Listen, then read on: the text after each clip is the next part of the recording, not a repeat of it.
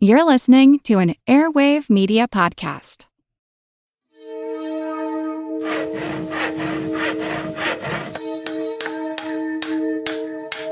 Monster House presents. Monster Talk is proud to be a part of the Airwave Media family, home of such shows as the Daily Meditation Podcast, The Accidental Creative, and I Know What Scares You. If you'd like to advertise on this show, contact sales at advertisecast.com.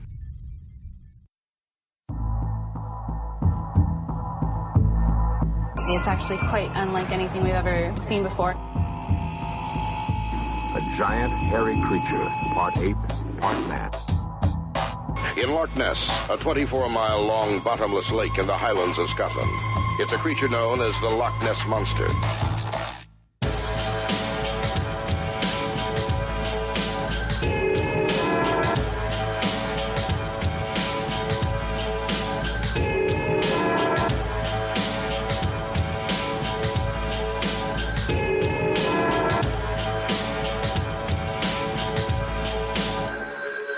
Monster Talk.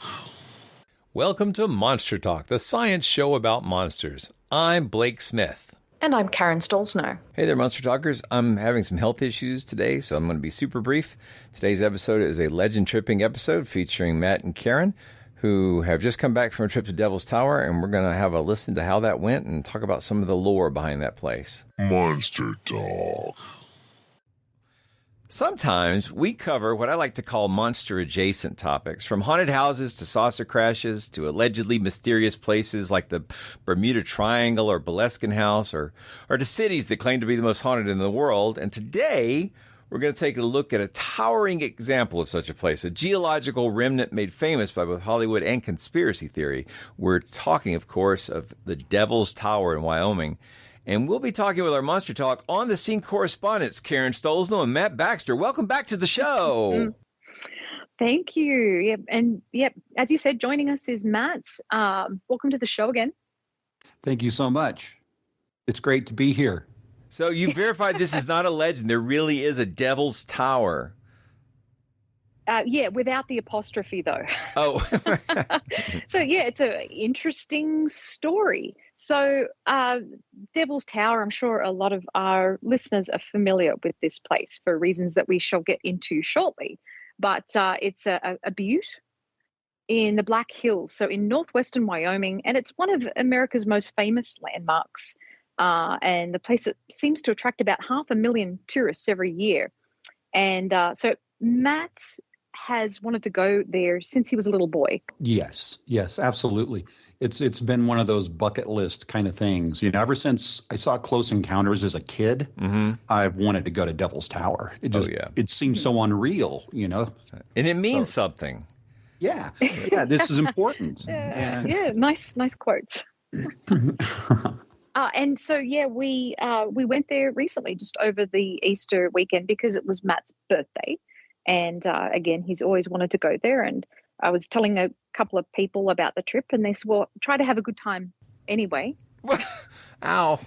So I guess they're not. They really put the Y in Wyoming, I guess. On. Yeah. But anyway, so the Devil's Tower and the whole apostrophe thing, as I was mentioning, it does have a number of different indigenous names. It's known as Bear Lodge, Bear's House, Home of the Bear, Bear's Lair, and Bear Teepee. So nowhere in there is there Devil's Tower.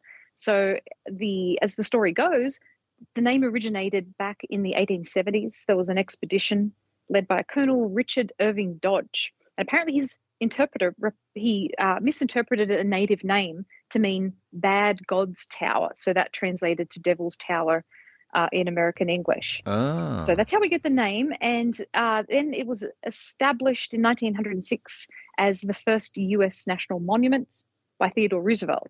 And when they did all the paperwork, it was sans the apostrophe. So it's Devil's Tower without the apostrophe, which is kind of interesting. So it's more than one devil. Yes.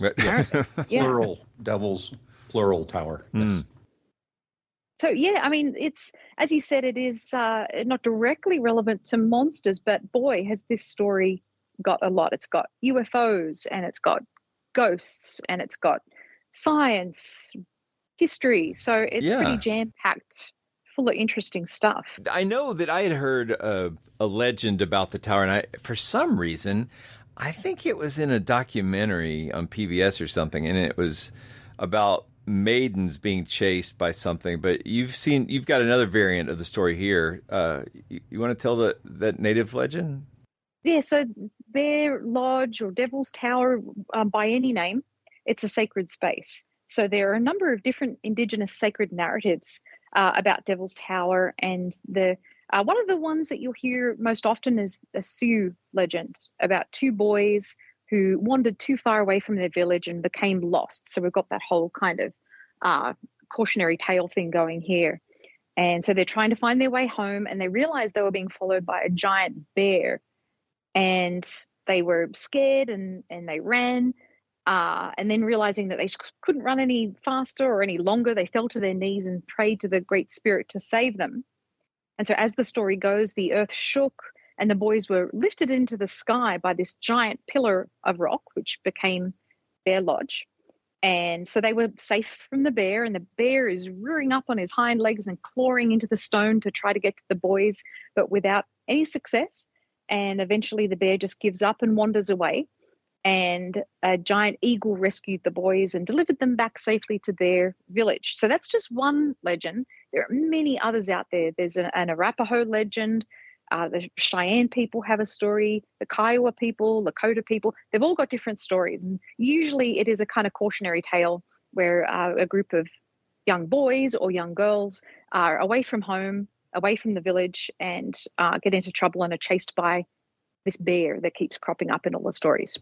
Well, because I have no idea, having never been there and only seeing it on movies and stuff, like, is it far away from civilization? What's the trip there like? Can you talk about just the experience of going there? Well, you're definitely out in the middle of nowhere. And, Wyoming has a lot of really beautiful scenery and everything as you're driving through.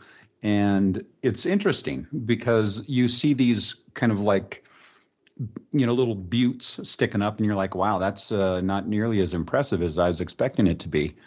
And then as you go along, you see it. You get that first glimpse of it off in the distance, and it's just electrifying. It really brings this real sense of wonder because it's just so out of place with everything else around it. But yeah, it's in the middle of nowhere. So, like everybody else says, get a full tank of gas before you, at the last gas station you can. So.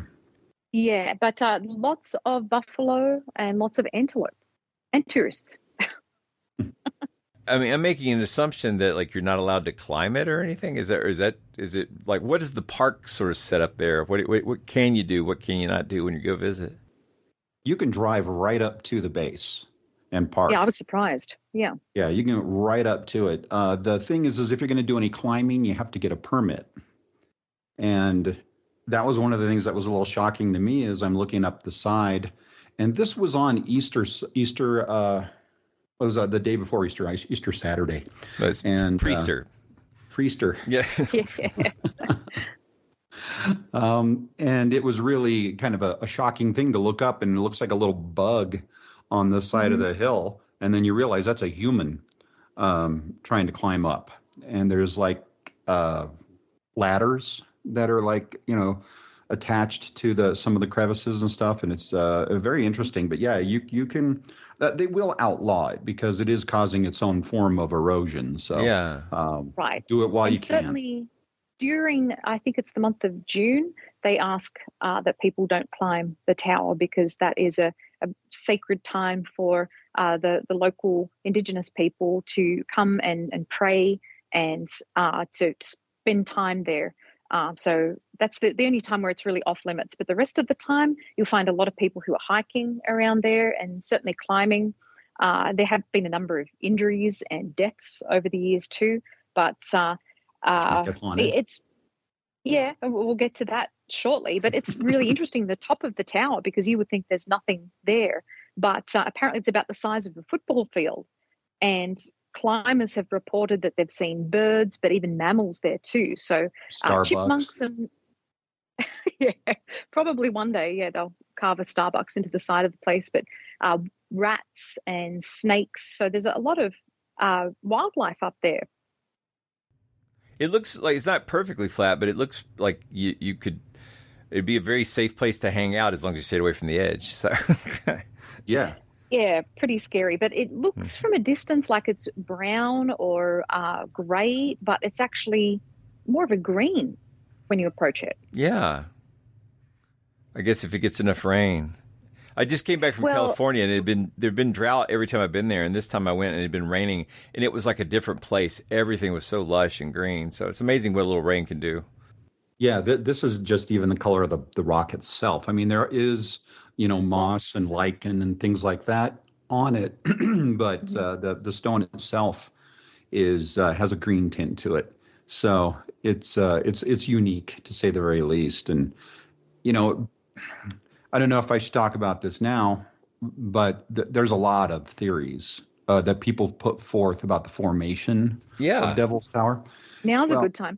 Well, they push the idea that the scientific community can't agree and actually don't know how it was formed. And this has created this big opening for those farther out theories. You've got the standard one. It's the stump of an ancient tree. Yeah.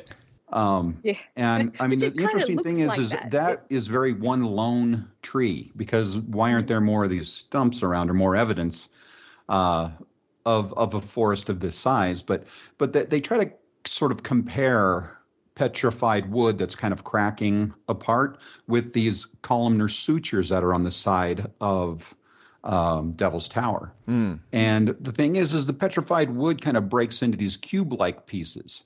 And Devil's Tower columns are 6-sided, and also there's no rings. So if you're up on top of it and you look down, you should see rings. If it were a tree, yeah. There are none. But then there's another great theory that this is a petrified body part from a giant. Oh. I guess 1 foot. Yeah, 1 foot sunk down in the mud. And then the other one, while he was trying to pull his foot out, the other one broke off at the ankle, as body parts do. That happens, yeah. Yeah, then the giant fell and he bled to create the red soil that's in the area.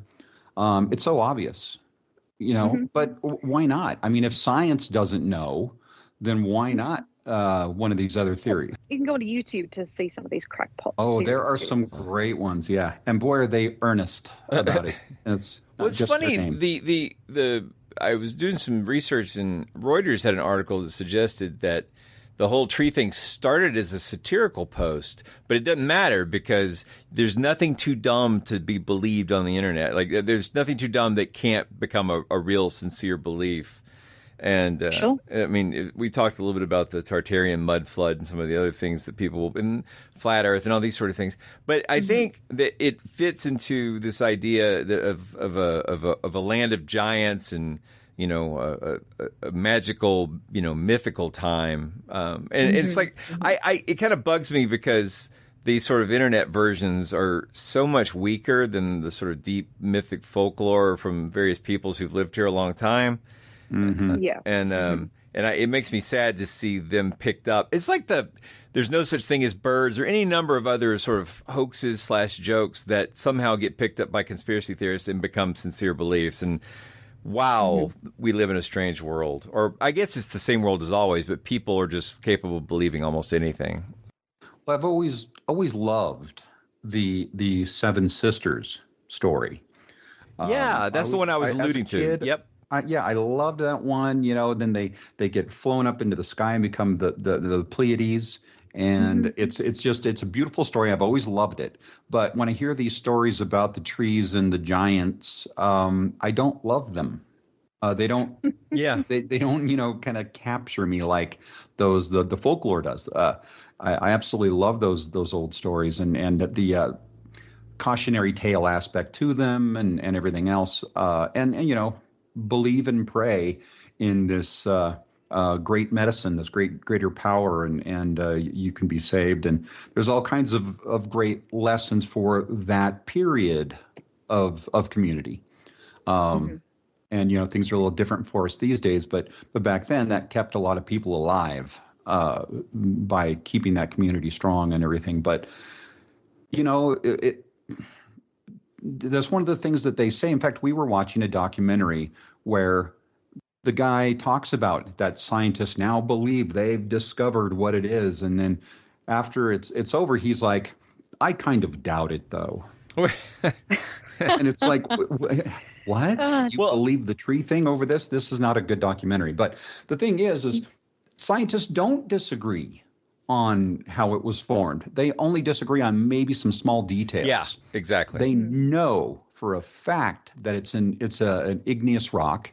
It's called phonolite porphyry, and it formed from magma. Done. What's that? She said, well done. Yeah. Oh, thank you. Yeah. See, what I had to do is I had to actually have my computer speak it for me so I could pronounce it right, because I'm not a geographer. So I just had to kind of use the internet to help me there.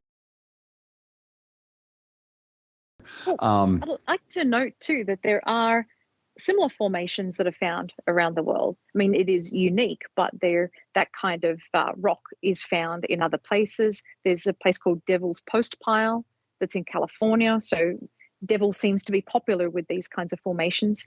And places in other countries too, Fingal's Cave in Scotland, and basalt prisms in Mexico, and basalt columns in Iceland. But it's not made of basalt, is it?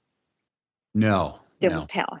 Right. It's not. And that's one of the interesting things. It seems like the devil uses different architects in different places. But yeah, I mean, basically what happened is the common agreed upon thing is that it was formed from magma around 50 million years ago. And then it came up one way or another, and then erosion over millions of years did the rest. Now, the whole thing with the columns the way they are, that happened because of the way it cooled. And that's where the big theories come in, is what were the right conditions, to exist for it to be able to cool like this. So we have several theories put forward. But, you got seas advancing and retreating, washing away all the sedimentary layers around it. And the tower was exposed probably about between 5 and 10 million years ago. And there's really no argument. Now, it's interesting because I went in, and because I'm still one of those weirdos that likes AI, and I went in and I asked Microsoft's AI, which is called Copilot, I asked it to make a picture of Devil's Tower with a UFO and Bigfoot hiding from around a tree. And this is what it came back and said. It said, picture this surreal tableau, the ancient rock, the extraterrestrial craft, the legendary creature, all converging at Devil's Tower, which I thought was a weird sentence. But then it says, remember, the giant tree theory is debunked. The real Devil's Tower remains an awe-inspiring sight, waiting for curious souls to explore its wonders in person. So I know now that the giant tree theory is debunked because AI told me so. There you go. It was very cool to get. Well, it is just reminded. So it is interesting. This magma intrusion. It comes up through a big pile of sedimentary rock. Mm-hmm. Or sedimentary rock. I don't know. The rock that's laid down like sandstone, or limestone. It's just so it's unusual. You could tell it's not part of the rest of the rock. It's pushed through, through pressure, and so we've seen these sort of eroded volcanoes in other places. And I'm not sure if it's right to call it a volcano, but it's volcanic in nature in how it got there, I guess. Or, those forces. Yes, but it's not a volcano, right? Yeah. But I was thinking about it, you said it broke into hex shape, six-sided sort of pieces, and that reminds me of the what is it called? The Giant's Walkway or Causeway, Giant's Causeway in Ireland, which is just a crazy cool looking place. Also, same thing. Volcanic rock cooling and sort of forming these. I don't know if it's right to call them crystalline structures because I am also not a geographer for sure. But you're close. Yeah. But we should talk about just how, just to mention the height of the place. It's really impressive when you're at the base of it. Millions of feet high. It's terrifying. And it stands at 867 feet, so 264 meters from summit to base. And it's just really a thing to see. Blake, I know it's on your bucket list too. It is, yeah, for sure. Visit, but so we did this visit, and Matt, do you want to talk a little bit about just all these kind of tangential stories, UFO claims and sightings, and Bigfoot? Is Bigfoot around there? Well, there are a few reports here and there. They're very isolated. There's stories because of the fact that several people have perished during climbing the mountain, that it is obviously haunted. And there's been a Bigfoot sighting or two there as well, UFO sightings. Now, the interesting thing is, it's not interesting because we already kind of know, because of Spielberg, there were more UFO sightings after the movie came out than before it. Literally one of the questions I was going to ask. Surprise. Yeah, I figured it would be true, but it's it's always good to check. Absolutely. That movie had a huge impact on the whole UFO community. And when you watch the movie with fresh eyes these days, you can absolutely see how they evolved into E.T. Oh, yeah, for sure. You can, from that point. You can really see it. But anyway, so there are, a few reports. It's nothing, there's no good folklore about these particular things. And it's kind of a rare happening for there to be these paranormal things, yet everybody thinks paranormal when they see it. But it's, the Grand Canyon, the first thing you think isn't haunting. Mount Everest, it's not the first thing you think, even though plenty of people have died on it. You don't think, oh, it's haunted. Now, you do think Yeti, but that's a different story. Abominable snowman. Well, and I think, too, that a lot of the stories are just based simply around the spooky name, Devil's Tower. It sounds creepy and spooky, and just all the history associated with the site as well. I think that leads people to think it's haunted. And if you just Google it, you'll find lots of people on forums talking about their experiences there where they felt scared, or they felt something tugging on their clothing, or they heard their name being called. So you'll get all these kinds of stories that you hear associated with other historical places as well. But I really think there's something about the name that lends itself to hauntings. What do they call it? What, Richard Wiseman called it priming, I guess. Yeah, like priming. Yes. Yeah. Yes. But a lot of great natural attractions aren't necessarily tied to paranormal thoughts just because they already inspire so much wonder. Yeah. But one of the supposed meanings of Devil's Tower was that's where the devil lives. He lives in that tower. And I knocked. What's his hat? No one something. answered. Well, he did before the pandemic, but with real estate being what it is, so.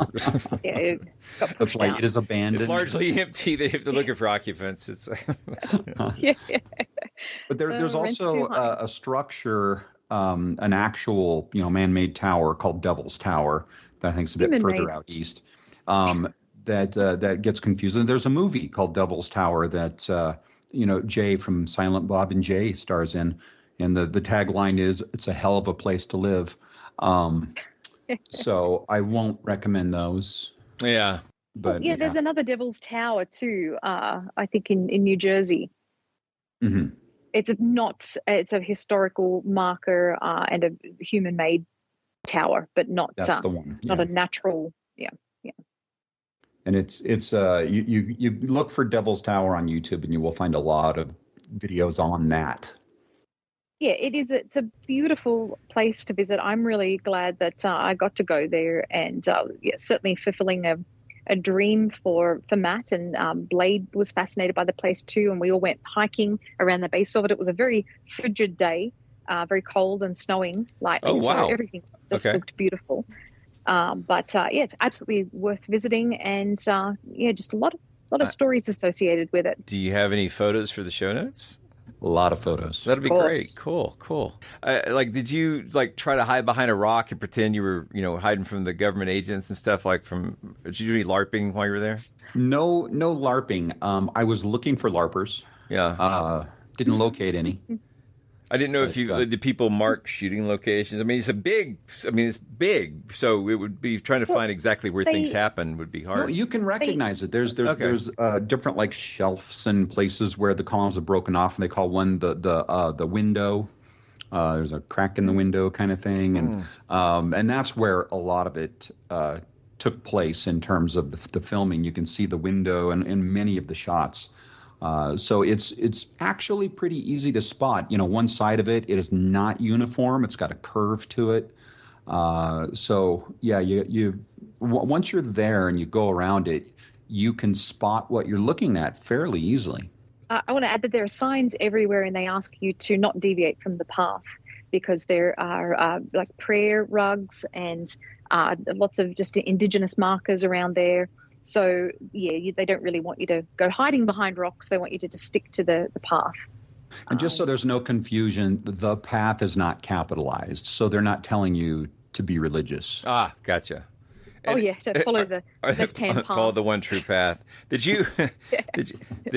I would be so tempted to get my whole family to wear those white jumpsuits like the military wear in there with the glasses, sunglasses and everything.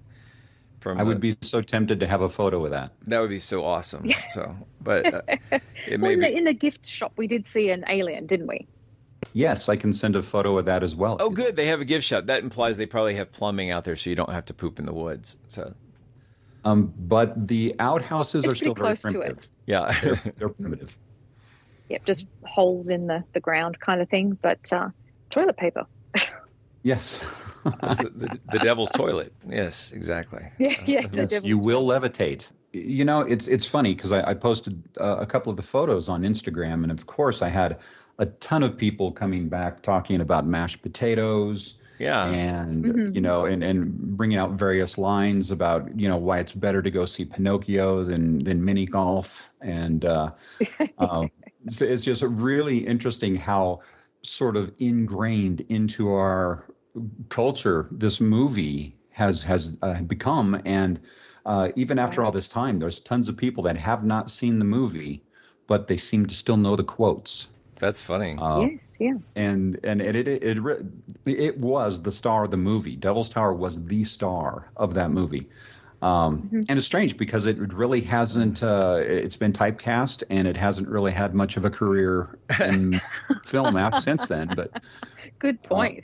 Yeah, but no, it's the feeling it gives you there. If you were already sort of a religious-minded person, you would feel the spiritualness of it. I mean, you would really feel it because it does just inspire so much wonder to be there. It feels like a liminal space. It feels like, one of those places where there's something so astonishing it makes you feel disconnected from the everyday. So yeah, well, there must be some ley lines. I think it's on ley lines. It's got to be. But lots of energy there. Yeah. And when you drive away from it and you see it the last time in your rearview mirror, there's a little hint of sadness. Yeah, I'm jealous that you got to go. That's awesome, though. I hope I get to lug my family out there one day and see it too. That'd be really cool. And and I think that's another thing too with Matt talking about Facebook. I think just about everyone came back and said, "I want to get there someday." Yeah. So it really is on the bucket list of many people. Indeed. Well, I'm one of them. So, I hope that if anybody in our listenership decides to go out and take a look, they'll remember that a lot of these stories are legends, but the geology is fascinating, and there's absolutely nothing wrong with, being, feeling that connection to a place. These are magical places, even if magic is, just in your head. So, and if it's a sacred place to you, it's a sacred place to you. I no problem with that. I think it's just an astonishing bit of geology, though, and it's just breathtaking to look at it from even in a photo. So I do really want to do that myself, and so I thank you guys for that visit and bringing back your stories. It's wonderful. The main thing that I brought back is just, it is so widespread that the scientists all disagree on how it was formed, and just to really put a kibosh on that, because they know that it's, igneous rock from the magma. They know that it's there. There's no question. So, those columns aren't tendons from a giant's leg. It's none of that is remotely true. And even AI will tell you so. Blue dress, gold dress. I think we can all agree it's a dress, right? So the disagreements are in the details, not in the big picture. So. Yes. Yeah. Well, I think it adds to the mystery, and we get that a lot with a lot of these stories, people just saying, oh, scientists are baffled. Well, if the tree hypothesis were true, the scientists are stumped. Yeah. Oh, smooth. Nice. But thanks for helping us get to the root of all this. Let's stop. All right. All right. Went on out a limb on that one. Yeah, it's a little bit. All right, well, we'll log that entry and move on to next week. It was like Monster Talk. You've been listening to Monster Talk, the science show about monsters. I'm Blake Smith. And I'm Karen Stolzno. You just heard Blake and Karen and Matt discussing Devil's Tower in Wyoming. Thanks for listening. I'm sorry for the brevity here. I'm not feeling well, but I'm hoping to be better by next week. Monster Talk's theme music is by Pete Stealing Monkeys. Thank you for listening.